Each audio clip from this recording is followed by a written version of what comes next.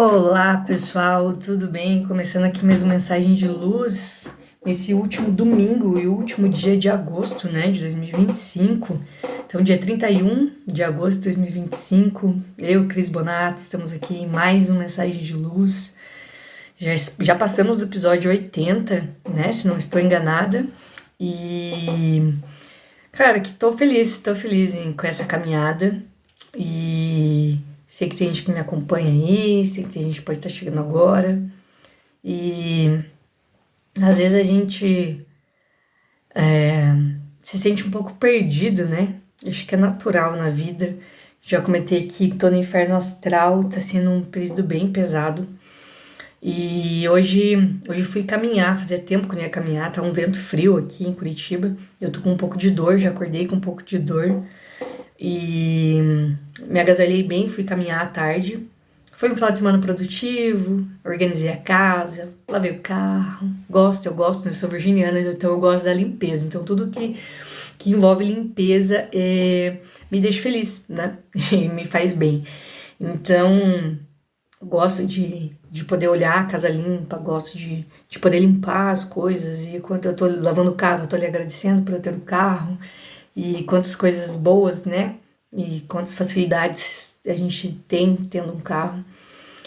E, enfim, aí fui caminhar, fazia tempo, fazia dias que eu tava querendo, e surgia uma coisa ou outra, um imprevisto e tal, e às vezes, não é que não dava tempo, mas, poxa, às vezes chovia, daí não é legal, ou não tava bem, ou tinha que fazer alguma coisa, né, pro Lucas, pro meu filho, ou pra Vi e tal. E e acho que a gente usa mal o tempo, né? A gente tem que aprender essa governança, que é um dos nossos princípios aqui. A governança nos ajuda muito a gerenciar melhor o nosso tempo. Aí a gente fica menos ansioso, porque aí a gente não fica, ai meu Deus, tô atrasada, ai meu Deus, tenho que fazer isso, assim, né? Enfim. E caminhando, mesmo com a dorzinha, mesmo com o incômodo e com o vento, eu pensei, nossa, o poder de começar, né? Como a gente tem que começar, só comece, né? Esses dias um amigo meu que teve uma grande melhora de saúde, perda de peso, enfim, porque depois de um término de namoro ele começou a se priorizar, né? E foi pra academia e tal. E aí ele mostrou, tipo, antes e depois dele e falou, só comece. E eu pensei, é isso mesmo, só comece. É isso mesmo. É esse poder da gente começar, né? Aí hoje eu tava ali, não é sempre que eu fico no Instagram, não gosto muito, mas tava ali passando o feed, dando risada um pouco, fazendo umas coisas interessantes. E aí eu sigo umas páginas de budismo, e aí falava sobre, eu sempre adio as coisas e tal. Aí falava desse medo do confronto, né, que muita gente tem, às vezes todo mundo tem alguma parte da vida, seja de algum relacionamento, seja com relação à saúde, enfim. E aí falava, né, também, só comece. Comece que aí o que... Aí, né, falava algo assim, as pessoas acham que tem que ter motivação para começar, mas é o contrário. Depois que você começa, que aí você se motiva. E é começando que você vê às vezes que aquela coisa nem era tudo aquilo de ruim, nem era tão difícil assim, nem era tão ruim assim. Talvez não era nem tão caro assim, você precisava trocar alguma coisa na sua casa, reformar alguma coisa, melhorar alguma coisa no seu carro, enfim, o barulhinho que tava fazendo ali. E você fala, não, deve ser muito caro, eu não vou fazer isso agora. E aí você vai lá e vê que às vezes a peça custava R$ 30, que às vezes era só uma coisinha que no material de construção custa R$ 17. E você gasta isso com outras coisas não inúteis, mas fúteis, né? Que não teria tanta urgência e a gente vai procrastinando e vai adiando essas coisas. Então falava sobre isso, né? Sobre você deixar de adiar, né? Você enfrentar essas coisas. Então isso é importante com a caminhada, né? Seja com o exercício físico, seja com aquele trabalho, aquele estudo que você tem que fazer, seja com aquela conversa que tem que acontecer, né? E como eu falo aqui, a gente oscila. E essa semana, nossa, eu oscilei muito, muito, muito. E eu tive um momento onde eu fiquei sozinha e pude, né, ficar ouvindo ali umas músicas mais espiritualizadas e chorei um pouco e agradeci e questionei Deus em algumas coisas. E eu falei, nossa, faz tempo que eu não fazia isso, esse tempo de conexão, né? E aí, hoje, caminhando, eu lembrei de uma. de uma frase, né, de uma aula do meu querido e amado professor Bruno Gimenez, onde ele fala, não sei se foi um curso, né, ou foi um vídeo assim, mas enfim, tudo que o Bruno fala é uma aula. E aí ele falava sobre que há tempos, né, igual na Bíblia, há tempos de colher, há tempos de plantar, há tempos de... E ele falava sobre esse tempo, essa imersão. Então eu vejo que eu fiquei muito tempo imersa em estudar, em aprofundar, né, em dedicar as minhas horas para estudar, mas que a gente precisa do equilíbrio. Então eu vejo que nesse momento, nessa fase da minha vida, eu estou na fase de implantar, né? Então eu tive um tempo de hibernação, de aprofundamento, onde eu precisei silenciar e onde eu me afastei de pessoas, de lugares, de atividades, enfim. E eu dediquei esse tempo muito para entender algumas coisas, né? Na missão que eu sempre comento aqui, e na missão nós, né? E a missão eles, embora ela aconteça, ela tá no momento mais, digamos assim, de menor proporção na minha vida. E agora eu vejo que eu tô sendo convidada a sair dessa imersão e realmente agir, implantar isso. E isso requer movimento, isso requer ação, isso requer decisão, né? Eu fiz aqui no canal um vídeo muito bom sobre decisões, que inclusive eu tô com o livro Decisões, que é um livro maravilhoso que o Bruno Gimenez escreveu, que é muito, muito, muito, muito bom, fácil de ler, pequenininho para quem não gosta de ler, e é muito esclarecedor. E eu tirei lições de vidas tremendas lendo esse livro. Então, Decisões de Bruno Gimenez, muito bom, tá? Acha o vídeo aqui no canal e assiste esse vídeo que vai valer a pena. E aí esse poder dessa decisão, né, exige isso. E a gente tem que tomar as rédeas da nossa vida, a gente é responsável, né, pela nossa vida, por não se sentir vítima, né? Eu escrevi uma música para o especial de Natal, ano passado, e ela falava assim, né, e eu já citei ela aqui, o impossível é contigo, mas o possível é comigo, né? Então, se tratando, por exemplo, da minha saúde, eu, há cerca de um ano atrás, descobri através de um quadro de febre que eu tive, fui no médico e descobri que eu tenho um rim, o meu rim esquerdo ele não é funcional. Vive-se muito bem com um rim só, mas eu recebi essa notícia e fiquei muito abalada.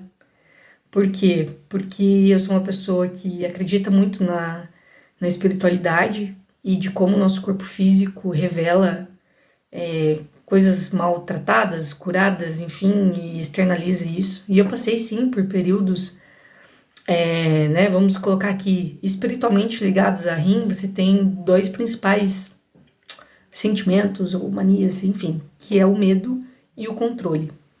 E eu sim passei recentemente na minha vida muitas situações de medo. E eu tenho sim, como uma boa virginiana, um problema de controle, né? Que eu tenho que trabalhar. Que é muito bom, que me ajuda muitas vezes em muitas coisas. E olha, eu agradeço muito esse meu lado controlador. Mas que nas relações faz a gente sofrer e faz as pessoas próximas a gente sofrer. Então, na missão nós, o controle ele precisa ser equilibrado, né? E também na missão o controle ele é pesado muitas vezes. Muitas vezes não, sempre, bem dizer quase sempre.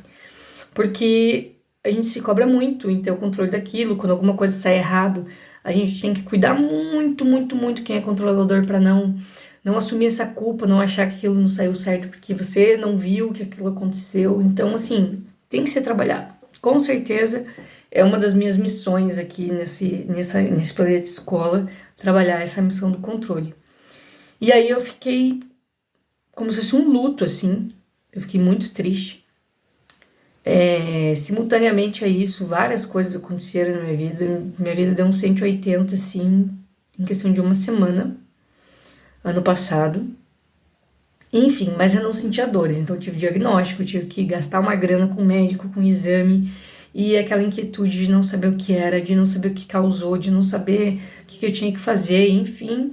E foram ali 2 meses de intensos exames, de médicos, enfim. Até que se descobriu, realmente se diagnosticou que esse rim ele não é mais mais funcional.